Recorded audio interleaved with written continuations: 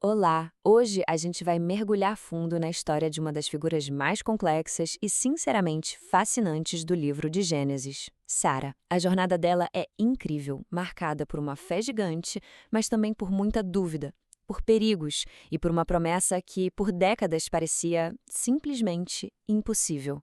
A pergunta que move a história dela é de tirar o fôlego e prende a gente desde o começo. Como é que uma mulher, aos 90 anos de idade, se tornou a matriarca de nações inteiras? É exatamente essa história que a gente vai desvendar agora.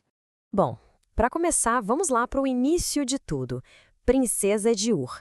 Antes de ser conhecida como Mãe de Nações, a história de Sara começa numa das cidades mais sofisticadas da Mesopotâmia antiga, a cidade de Ur dos Caldeus.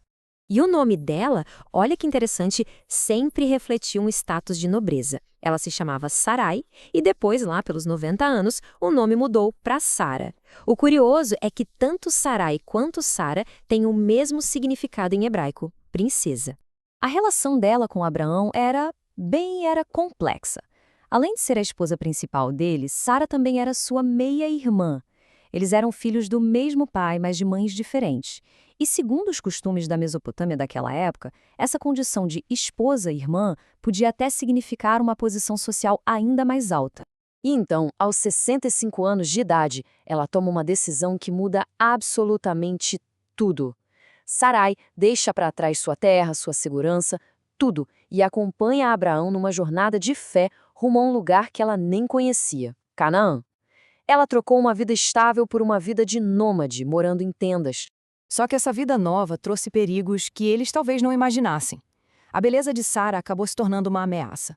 Por duas vezes, com um intervalo de 20 anos, Abraão ficou com medo de ser morto por reis poderosos que queriam ela. Primeiro foi com o faraó no Egito, depois com o rei Abimelegue em Gerar. Nas duas vezes, eles mentiram, disseram que eram só irmãos e foi preciso uma intervenção divina para garantir a segurança dela. Agora a gente avança para o que foi, talvez, o conflito central na vida de Sara, a promessa de ter um filho. Uma promessa que demorou décadas para se cumprir. Essa linha do tempo aqui ajuda a gente a ter uma noção do tamanho dessa espera. A promessa foi feita quando eles saíram de Ur. Passaram-se 10 anos em Canaã e nada. A impaciência, a angústia de ser estéril levou um plano bem humano com a serva dela, Agar. Foi só uns 25 anos depois da promessa original que ela finalmente se realizou. Dá para imaginar a agonia que foi esperar tanto tempo? Então, tem um ponto aqui que é super importante. A decisão da Sara de oferecer a serva dela, a Agar, para o Abraão, não foi um ato de impulso puramente emocional. Foi uma atitude baseada nos costumes e nas leis da terra de onde ela veio. E é exatamente isso que a gente vê aqui. Era um costume legal registrado na antiga Babilônia. Uma esposa estéril podia sim garantir um herdeiro para o marido através de uma serva. E o filho seria considerado legalmente como filho da esposa. Ou seja, Sara estava agindo dentro das normas sociais que ela conhecia. O problema é que essa solução, que parecia tão lógica, trouxe consequências bem amargas. Assim que engravidou, Agar começou a desprezar Sara. E a Sara, em resposta, tratou ela com muita dureza. O plano funcionou para gerar um herdeiro, o Ismael, mas também plantou discórdia e muita dor dentro da família.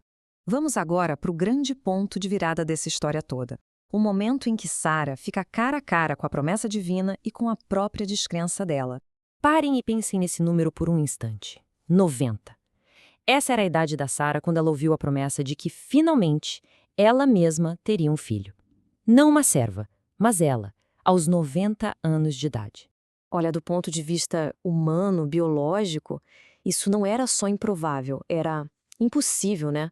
Uma mulher de 90 anos que foi estéril a vida inteira não tem como dar à luz. Estava completamente fora da realidade. E a reação dela foi a mais humana que a gente pode imaginar. Quando ela ouviu os visitantes divinos contando para Abraão que ela teria um filho, a Sara, que estava ouvindo escondida na tenda, riu. Mas não foi um riso de alegria, sabe? Foi um riso de, até parece, de incredulidade total. E é nesse momento que ela é confrontada com uma pergunta que muda tudo, que vira a chave. Haveria alguma coisa difícil demais para o Senhor? Essa pergunta desafiou a lógica dela, a experiência de vida, a dúvida. E de alguma forma, a partir daquele momento, a dúvida de Sara começou a se transformar em fé. E contra todas as probabilidades, a promessa se cumpriu. Ela concebeu e deu à luz um filho, que eles chamaram de Isaac, que olha só que incrível, significa riso. Então, para a gente fechar, qual é o legado que a Sara deixa? Se a gente está esperando a história de uma mulher de fé, impecável, sem falhas, não é essa a história. E é justamente aí que está a força dela. Esse quadro dá uma visão bem equilibrada. De um lado, ela foi fiel ao filho, se tornou mãe de nações e é honrada lá na galeria da fé. Mas do outro, ela teve uma dificuldade enorme para crer. Tentou resolver as coisas do jeito dela e até tentou esconder as próprias falhas, como quando ela negou que tinha rido. A Sara foi real, complexa e profundamente humana. Sara viveu até os 127 anos, uma vida longa e cheia de reviravoltas. E a importância dela é tão grande que tem um fato sobre ela que é bem notável.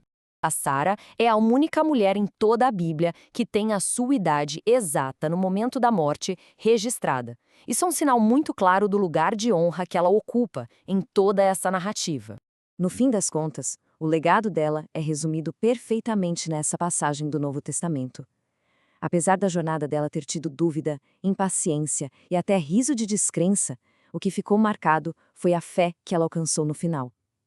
Ela é lembrada como alguém que, no fundo, confiou que aquele que fez a promessa era fiel para cumprir. Uma lição poderosa sobre a fé que pode florescer até no meio das nossas falhas.